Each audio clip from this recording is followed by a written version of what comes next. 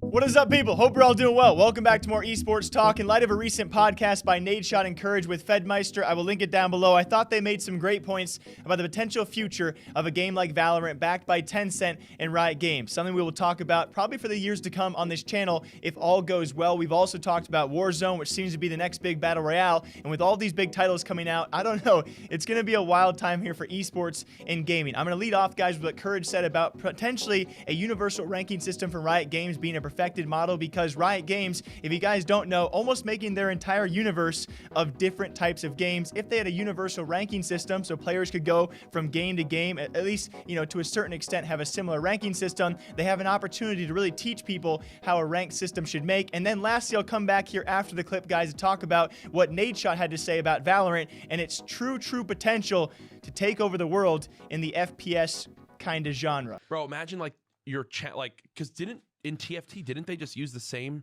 Yeah, they use the same rank system. And then I know they have the card game coming out. I don't know if that has a ranking system yet, but I think it's the best thing they could do is with how big those other games already are, since Riot is almost creating like this universe of games across all different genres. Talk about a really easy way to get your players from one to the other to understand a ranking system. There's no learning curve. If you play another game and you go to that one, it's the same thing. The reason why I'm here today is because of how infatuated I was with my ranking in Halo 2.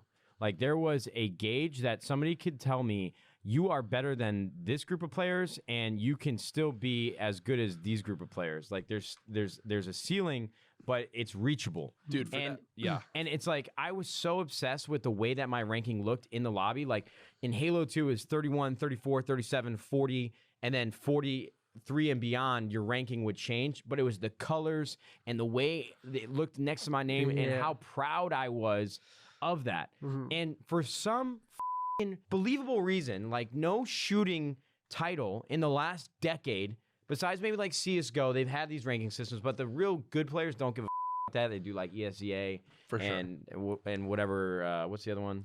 Face it. No shooting title has done rankings really well.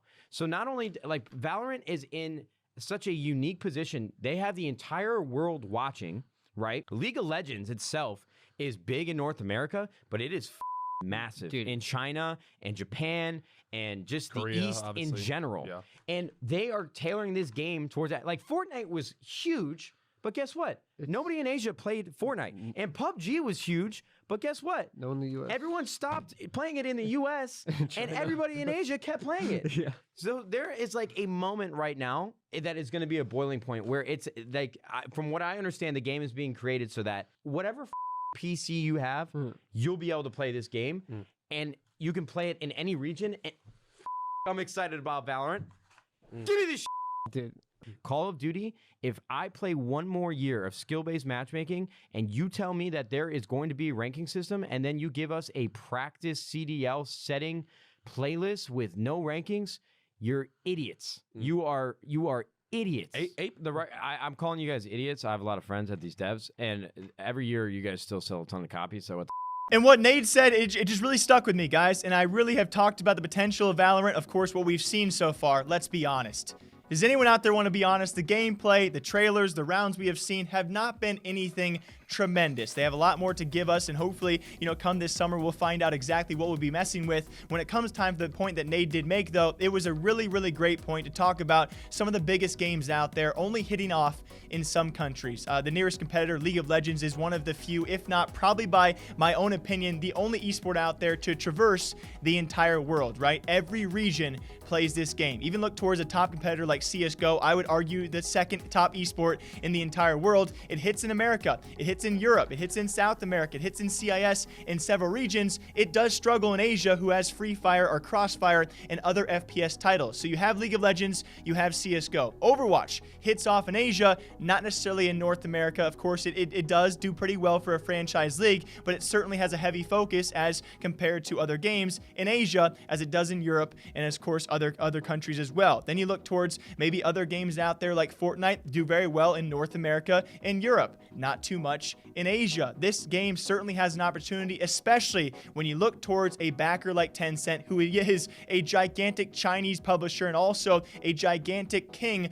of esports and gaming that people should be scared of. If you are backed by Riot Games, who operates the #1 esport in the entire world, that traverses all those regions, but also backed, of course, by their owner, that being Tencent, who is a gigantic figure in all gaming. Whatever they touch usually has potential to also be pushed to the Asian markets. This certainly has to be, I would say, not feared, but definitely expected to hit across a lot of regions out there, and certainly has the potential to be a top esport and a top game as compared to other games that we just formally talked about, who don't have the same backing and established player base, or at least the hype around it. There are plenty of top esports out there, plenty of top games who can certainly hit in particular regions out there, and certainly some hit more regions than others. When it comes time for what Valorant could actually hit, though, the potential is there. The giant question mark is now, can they actually live up to the potential, the expectations, the hype we have set out for it? Certainly, I just, for my own selfish reasons, I hope it does do well. I hope it does take off. We've already talked about here on this channel, we talked about the first potential Valorant pro player who called himself a pro before the game even released. We've already talked about the first signed